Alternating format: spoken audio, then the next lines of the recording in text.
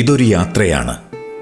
ആരാലും അറിയപ്പെടാൻ ആഗ്രഹിക്കാത്ത കുറച്ചുപേരെ കാണാനുള്ള യാത്ര. ആ യാത്രയിൽ ഷാലോം ടീമിനൊപ്പം മാർ ജോസഫ് പെരുന്തോട്ടം പിതാവും കൂടിയുണ്ട്.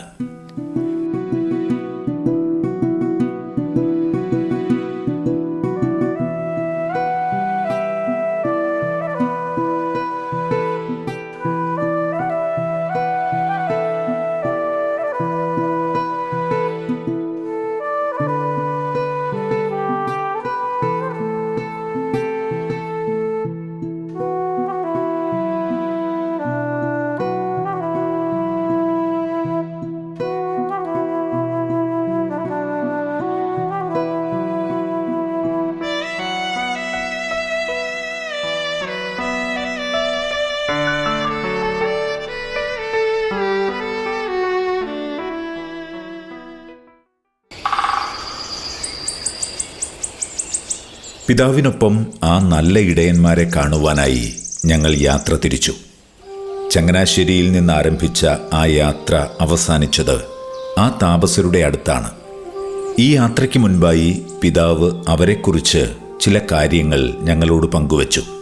ഹൈറേഞ്ചിലെ നല്ല തണ്ണിയിൽ ഒരു മലമുകളിലുള്ള വനമേഖലയിൽ ഏതാനും ചെറുപ്പക്കാർ അവിടെ ഒരു താമസ ജീവിതം നയിച്ചു തുടങ്ങിയിരിക്കുന്നു എന്ന് 10-25 വർഷം മുമ്പ് ഞാൻ അറിയുവാനിടയായി. അപ്പം അതിൻ്റെ ആരംഭകാലത്ത് ഒരിക്കലും ഞാൻ അവിടെ പോവുകയുണ്ടായി. അവരുടെ ജീവിതം എന്താണ് അവർ ചെയ്യുന്നത്.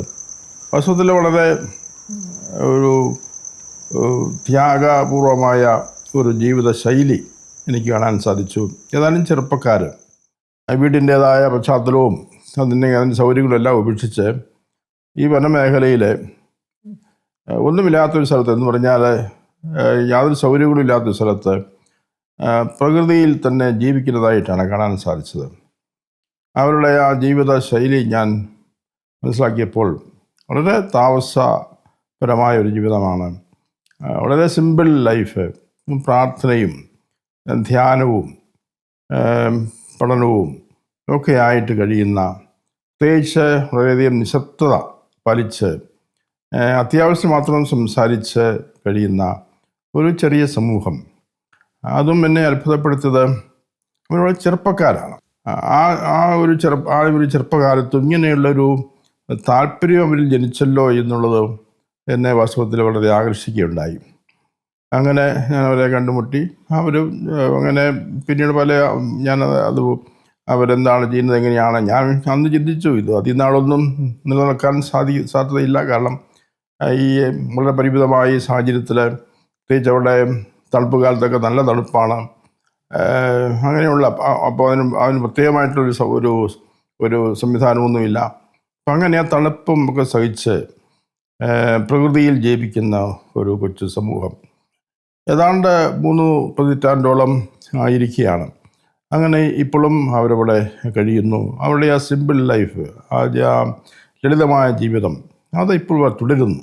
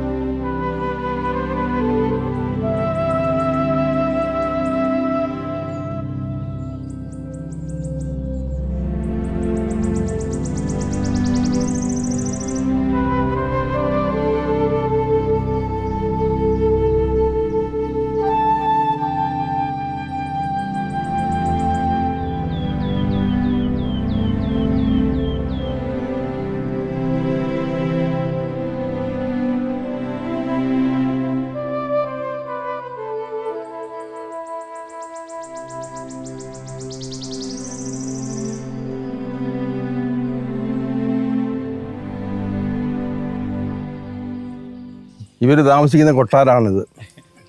ഞാൻ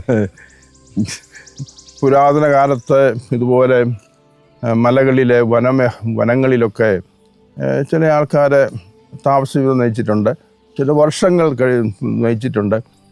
ലോകവുമായിട്ടധികം ബന്ധപ്പെടാതെ ലോകത്തിലാണ്, പക്ഷെ ലോകത്തിൻ്റേതല്ല എന്ന കർത്താവ് നൽകിയിരിക്കുന്ന ഒരു ആഹ്വാനമുണ്ടല്ലോ. നിങ്ങൾ പിന്നെ ശിഷ്യന്മാരെക്കുറിച്ച് പറഞ്ഞതാണ്, അവർ ലോകത്തിലാണ് എങ്കിലും ലോകത്തിൻ്റേതല്ല. ലോകത്തിൽ നിന്ന് എടുക്കണമെന്ന് ഞാൻ പ്രാർത്ഥിക്കുന്നില്ല എന്നാണ് ഈശോ പറഞ്ഞത്, പിതാവിനോട് അപേക്ഷിച്ചത്. ഇവരെ ലോകത്തിൽ നിന്ന് എടുക്കണമെന്ന് ഞാൻ പ്രാർത്ഥിക്കുന്നില്ല, പക്ഷേ അവരെ സംരക്ഷിക്കുവാൻ, അവരെ വീണു പോകാതിരിക്കുവാൻ, ഈ ലോകത്തിൻ്റേതായി മാറാതിരിക്കുവാൻ അവർക്ക് വേണ്ടി ഞാൻ പ്രാർത്ഥിക്കുന്നു എന്നാണ് ഈശോ പറഞ്ഞത്. അപ്പോൾ ഇത് ഏതൊരു ക്രൈസ്തവൻ്റെയും വിളിയാണ്. നമ്മൾ ലോകത്തിലായിരിക്കണം, ലോകത്തെ ഉപേക്ഷിക്കില്ല. കാരണം ലോകം ദൈവം സൃഷ്ടിച്ചതാണ്, മനോഹരമാണ്. ഈ ലോകം എന്ന് പറയുമ്പോൾ അതിമനോഹരമാണ്. അതുകൊണ്ട് ദൈവം തന്നെ താൻ സൃഷ്ടിച്ച പ്രപഞ്ചത്തെ നോക്കി സന്തോഷിക്കുകയുണ്ടായി. ഏഴാം ദിവസം അതാണ് സംഭവിച്ചത്. താൻ സൃഷ്ടിച്ച ലോകത്തെ നോക്കി, ആ പ്രപഞ്ചത്തെ നോക്കി ദൈവം സന്തോഷിക്കുക.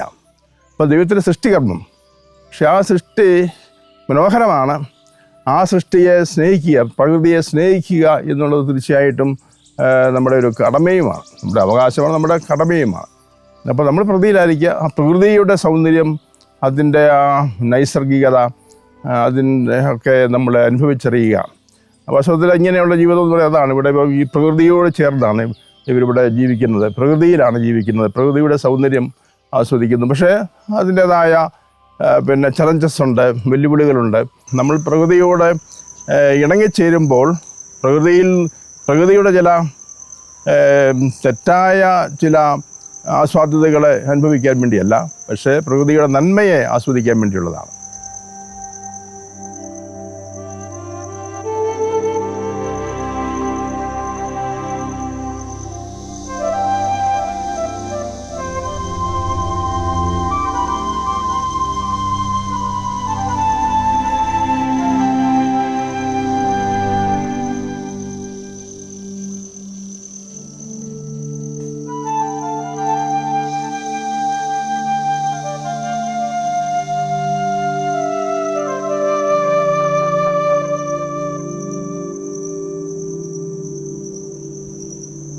ഞാൻ ഇവരെ കാണുമ്പോൾ എനിക്ക് എൻ്റെ മനസ്സിൽ വരുന്നൊരു കാര്യമാണ്, അവരെ സന്തോഷമുള്ളവരാണ്. അവരുടെ മുഖത്ത് എപ്പോഴും സന്തോഷമുണ്ട് എന്നുള്ളതാണ് ഏറ്റവും പ്രധാനപ്പെട്ട കാര്യം. അത് നമ്മളെ ഉണ്ടാക്കിയെടുക്കുന്ന സന്തോഷമല്ല, മനഃപൂർവ്വം ഏച്ചു കെട്ടുന്ന സന്തോഷമല്ലാതെ അത് നൈസർഗികമായിട്ടുള്ള സന്തോഷമാണ് മുഖത്തിൻ്റെ പ്രസാദം എന്ന് പറയുന്നത്. അങ്ങനെയുള്ള സന്തോഷം, ആ ഒരു ശാന്തത എന്ന് പറയുന്നത് ഹൃദയത്തിൽ നിന്ന് വരുന്നതാണ്. അത് പുറമേ നിന്നുള്ള ഒരു പുറമോടിയല്ല. നമ്മുടെ ക്രിസ്തീയ ജീവിതത്തിൻ്റെ മറ്റൊരു ഏറ്റവും നമ്മുടെ സവിശേഷത എന്ന് പറയുന്നത് സിംപ്ലിസിറ്റിയാണ്. ഉള്ളിൻ്റെ ഉള്ളിൽ ആ ഒരു ലാളിത്യം നമുക്കുണ്ടാകണം. ആഡംബരത്തോടുള്ള ഭ്രമം ഉണ്ടാകാൻ പാടില്ല.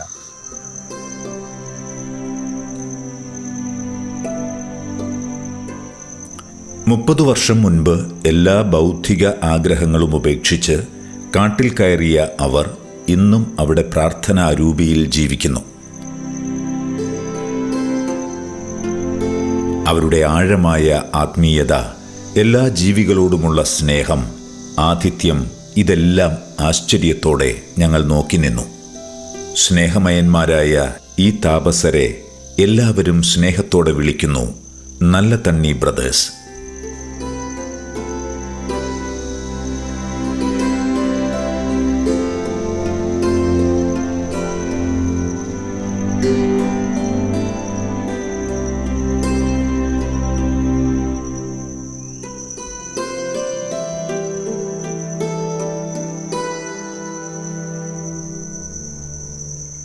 ഇപ്പോൾ ഒത്തിരി പേര് ഇവിടെ കാണാൻ വരുന്നുണ്ട് അല്ലേ? ഒത്തിരി പേര് ഇവിടെ സന്ദർശിക്കാൻ വരുന്നുണ്ട്.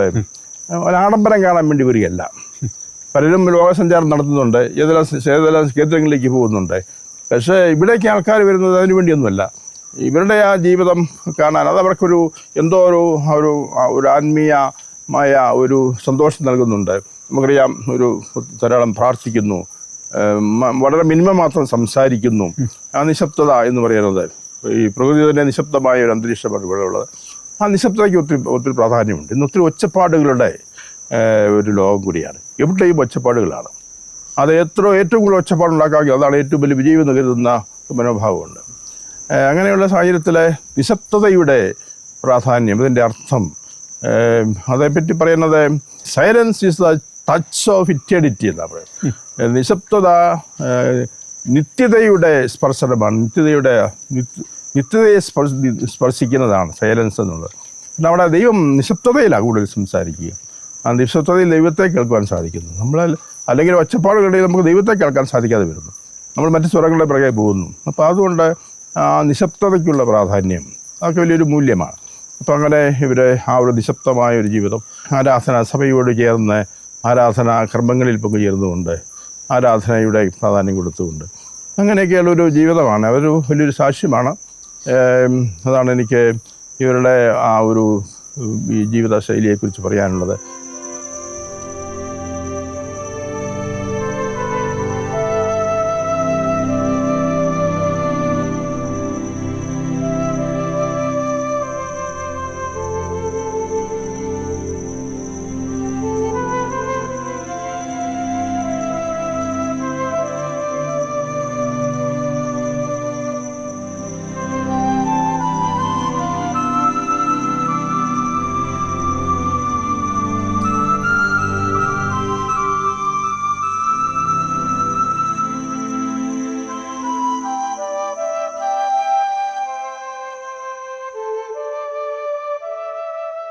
ഞങ്ങളുടെ പിതാവേ, ഞങ്ങളുടെ ഈശോയെ, ഞങ്ങളുടെ പരിശുദ്ധാത്മാവായ ദൈവമേ, ഞങ്ങളുടെ നല്ല ദൈവമേ,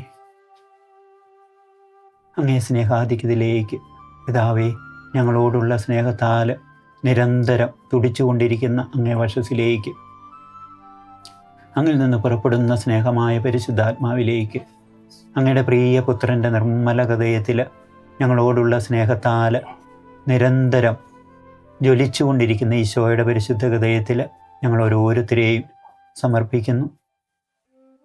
ഭൂമിയിലുണ്ടായ ആദ്യ മനുഷ്യൻ തൊട്ട് ഉണ്ടാകാനിരിക്കുന്ന അവസാന മനുഷ്യനെ വരെയും, ഭൂമിയിലുള്ള എല്ലാ മൃഗങ്ങളെയും പക്ഷികളെയും കുഞ്ഞു ജീവികളെയും എല്ലാ ജലജീവികളെയും മത്സ്യങ്ങളെയും എല്ലാ വൃക്ഷങ്ങളെയും ചെടികളെയും ഭൂമിയെ മുഴുവനെയും ചന്ദ്രനെയും സൂര്യനെയും നക്ഷത്രങ്ങളെയും ഗ്രഹങ്ങളെയും ഈ കോസ്മോസിനെ മുഴുവനെയും പിതാവേ, അങ്ങ് ഈശോയിൽ ഐക്യപ്പെടുത്തുന്ന സ്വർഗത്തിലും ഭൂമിയിലുമുള്ള എല്ലാവരെയും എല്ലാറ്റിനെയും അങ്ങേ സ്നേഹാധിക്യത്തിലേക്ക് സമർപ്പിക്കുന്നു. അവയെല്ലാമായിട്ട് ഞങ്ങൾക്കുണ്ടായിരിക്കേണ്ട സ്നേഹവും ബന്ധവും ഐക്യവും അങ്ങ് ഞങ്ങളിൽ സ്ഥാപിക്കുകയും സജീവമാക്കുകയും പൂർണ്ണമാക്കുകയും നിലനിർത്തുകയും ചെയ്യണമേ.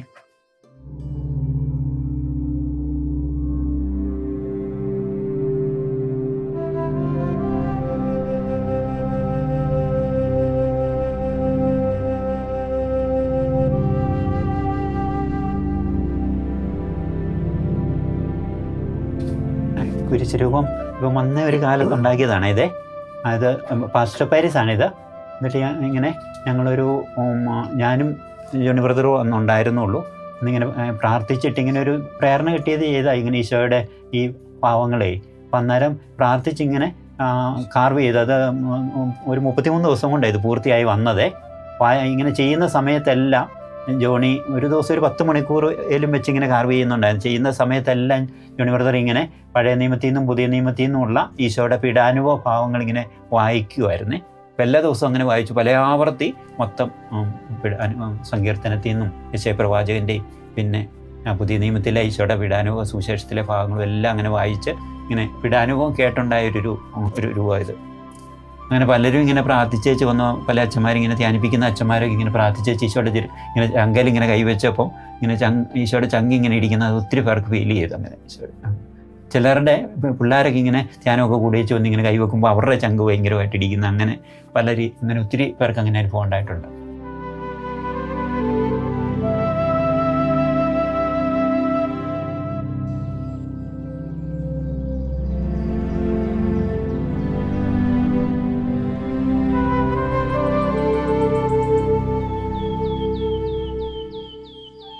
ഞങ്ങളുടെ പ്രിയപ്പെട്ട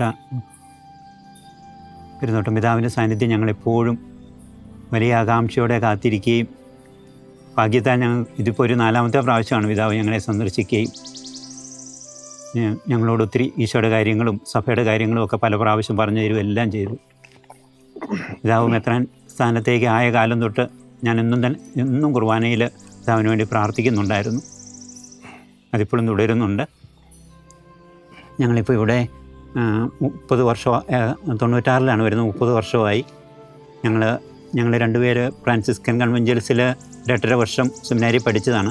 അപ്പോൾ സിസി പുണ്യാളൻ്റെ ഈശോയോടുള്ള ഒരു സ്നേഹമാണ് ഞങ്ങളെ ഇങ്ങനെ എല്ലാം ഉപേക്ഷിച്ച് ഈശോയ്ക്ക് വേണ്ടി ഇറങ്ങിത്തിരിക്കാനായിട്ട് പ്രേരിപ്പിച്ചത്.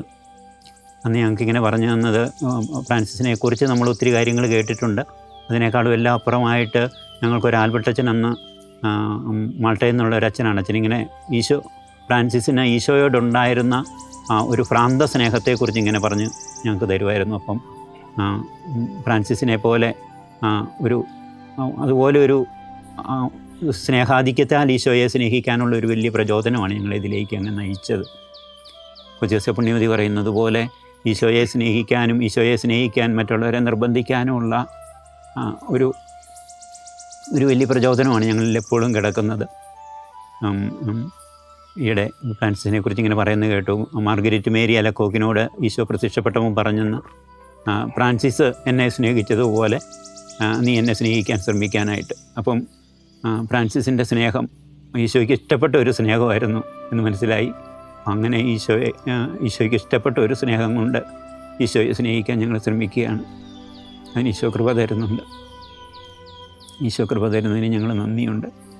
അങ്ങനെ ഞങ്ങൾക്കിവിടെ വന്നപ്പോൾ ഇങ്ങനെ വളരെ ഈശോയുടെ വചനം ഒത്തിരി വായിക്കാനായിട്ടുള്ള അവസരം കിട്ടി. യോഹന്നാൻ്റെ സുവിശേഷം പ്രത്യേകിച്ചും. അപ്പോൾ യോഹന്നാൻ്റെ സുവിശേഷത്തിലെ 17-ാം അധ്യായം 23-ാം വാക്യത്തിൽ വെളിപ്പെടുത്തിയിരിക്കുന്നത് പോലെ പിതാവായ ദൈവം ഈശോയെ സ്നേഹിക്കുന്ന പോലെ തന്നെ നമ്മളെ സ്നേഹിക്കുന്നു എന്നുള്ള ആ വചനം വല്ലാതെ ഞങ്ങളെ പിടികൂടി. അതുപോലെ തന്നെ യോഹന്നാൻ്റെ സുവിശേഷം 15-ാം അധ്യായം 9-ാം വാക്യത്തിൽ ഈശോ പറഞ്ഞു, പിതാവ് ഈശോയെ സ്നേഹിക്കുന്ന പോലെ തന്നെ ഈശോ നമ്മളെ സ്നേഹിക്കുന്നുണ്ടെന്ന്. ആ രണ്ട് പിതാവിൻ്റെയും പുത്രൻ്റെയും ആ സ്നേഹം പരിശുദ്ധാത്മാവ് വഴിയാണ് ആ സ്നേഹം ചൊരിയപ്പെടുന്നത്. റോമാ 5:5 പറയുന്നുണ്ട് പരിശുദ്ധാത്മാവ് വഴി ദൈവസ്നേഹം ചൊരിയപ്പെടുന്നെന്ന്. അങ്ങനെ ഒരു പരിശുദ്ധ ത്രിത്വത്തിലുള്ള ഒരു വാസത്തിലാണ് വന്ന ആ കാലത്ത് തന്നെ ആ ഒരു വലിയൊരു അനുഭവത്തിലൂടെ ഈശോ അത് ഞങ്ങൾക്ക് തന്നു. പിതാവായ ദൈവം ഈശോയെ സ്നേഹിക്കുന്ന പോലെ പരസ്പരം പരിശുദ്ധ ത്രിത്വത്തിലെ പിതാവ് പുത്രനെ സ്നേഹിക്കുന്ന യോഹന്നാൻ്റെ സുവിശേഷത്തിൽ 2 എഴുതിയിട്ടുണ്ട്. അങ്ങനെ അതുപോലെ പിതാവ് ഈശോയെ സ്നേഹിക്കുന്ന പോലെ മറ്റുള്ളവരെ സ്നേഹിച്ച് ജീവിക്കാനുള്ള വലിയൊരു ദൈവത്തിൻ്റെ ഒരു നിർബന്ധവും അത് വചനത്തിലൂടെ അത് ഈശോ അങ്ങനെ വെളിപ്പെടുത്തി തന്നു. അപ്പോൾ അതിന് ഞങ്ങളെപ്പോഴും ശ്രമിക്കുന്നുണ്ട്. ദൈവം അതിനെപ്പോഴും കൃപ തന്ന് ഞങ്ങളെ ശക്തിപ്പെടുത്തുന്നുണ്ട്. ഈ ഭൂമിയിൽ വെച്ച് തന്നെ ആ വലിയ സ്നേഹത്തിലേക്ക്, പരിശുദ്ധ ത്രിത്വത്തിലെ അതേ ഐക്യത്തിലേക്ക് പരിപൂർണമായിട്ടൊന്നായിരിക്കാനുള്ളൊരു വിളിയിലേക്ക് നമ്മളെ വിളിച്ചിട്ടുണ്ടെന്നും സഭയുടെ കാറ്റീസത്തിലൂടെ അത് പഠിപ്പിച്ചിട്ടുമുണ്ടും.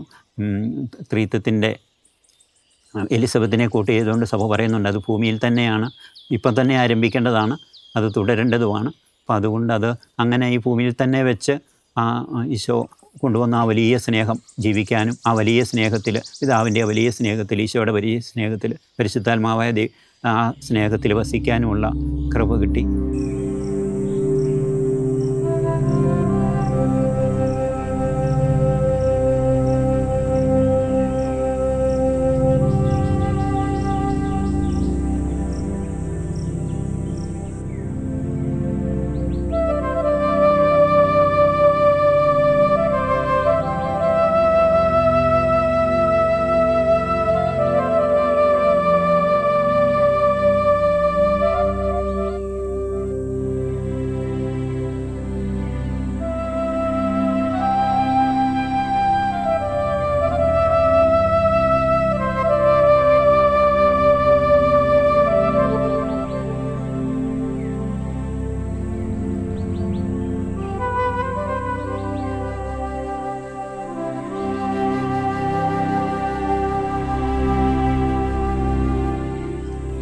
ഇത് സണ്ണി ബ്രദർ ആയിരിക്കുന്ന സെല്ലാണ്. ഇവിടെ ബ്രദർ കൂടുതലും മൗനം എടുക്കാൻ വേണ്ടിയിട്ടും ബ്രദർ ഉള്ള സമയങ്ങളിലെല്ലാം ഇവിടെ തന്നെയാണ് താമസിക്കുന്നത്. വർഷത്തിൽ ഒരു 2 പ്രാവശ്യത്തോളം ബ്രദർ ദീർഘമായ മൗനവ്രതങ്ങൾ എടുക്കാറുണ്ട്. പ്രത്യേകിച്ച് ഉയർപ്പ് തിരുനാൾ മുതൽ പന്തക്കുസ്ത തിരുനാൾ വരെ 50 ദിവസവും അതിനുശേഷം എല്ലാ വർഷവും അമലോത്ഭവ തിരുനാളിനൊരുക്കമായിട്ട് ഡിസംബർ 8-ന് മുമ്പ് ഒരു 40 ദിവസവും മൗനവ്രതം എടുക്കാറുണ്ട്. ബ്രദർ ഭയങ്കരമായിട്ട് ആന്തരികമായിട്ട് ഈശോയോട് കൂടുതൽ ചേർന്ന് നിൽക്കാനും ഈശോയെ കൂടുതൽ ശ്രവിക്കാനും ഈ ഒരു ജീവിതത്തിൻ്റെ ഏറ്റവും ഒരു അടിസ്ഥാന കാര്യമായിട്ട് ബദർ ഞങ്ങളോടും പറയാറുള്ളതാണ് മൗനബോധത്തെ പറ്റി. ആ മൗനബോധത്തിന് ഏറ്റവും ഈ സെല്ലിലാണ് ബദർ ആ സമയങ്ങൾ മുഴുവൻ സ്പെൻഡ് ചെയ്യുന്നത്. അന്നേരം ഇത് ബദർ തന്നെ നിർമ്മിച്ച സെല്ലാണ്. അകത്ത് ഒരാൾക്ക് കഷ്ടി താമസിക്കുക. അകത്ത് ബദർ തന്നെ കൈകൊണ്ട് കൊത്തിയുണ്ടാക്കിയ ഒരു കുരിശുരൂപമുണ്ട്.